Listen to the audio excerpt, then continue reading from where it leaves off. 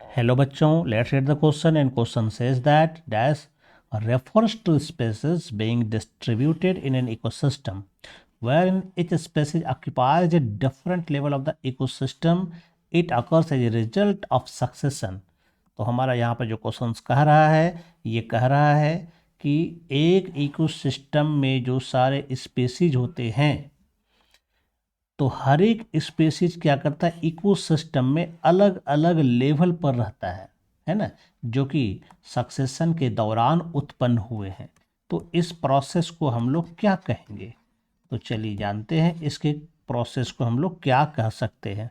तो यहाँ पर ये जो कहने का मतलब है कि अगर कोई इकोसिस्टम में चलते हैं तो हर एक इकोसिस्टम में जो स्पेसीज पाया जाता है वो अलग अलग लेवल के होते हैं, है ना, अलग अलग लेवल पर ये पाए जाते हैं। तो इसका मतलब क्या है?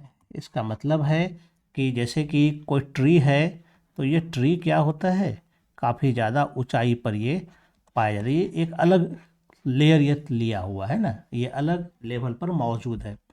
उसी तरह से अगर कोई श्रब्स है तो ये एक अलग लेवल लेकर के रहता है। कोई हर्ब्स है तो उसका अलग रहता है, कोई ग्रास है तो वो अलग रहता है। तो इस तरह से हर एक का जो हाइट होता है वो अलग अलग होता है।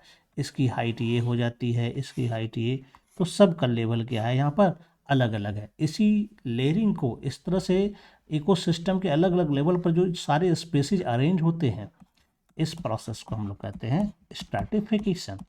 यानी कि हमारा जो आंसर होगा वो स्ट्रैटिफिकेशन होगा, जो कि फर्स्ट वाले ऑप्शन में ही हमारे पास मौजूद है, राइट आंसर होगा।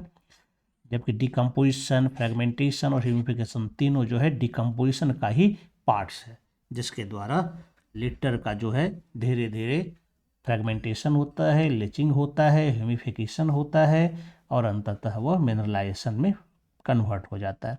तो ये हमारा आंसर नहीं होगा, हमारा आंसर ए नंबर होगा। ये राइट आंसर है। I hope you understand it well and best of luck. Thank you.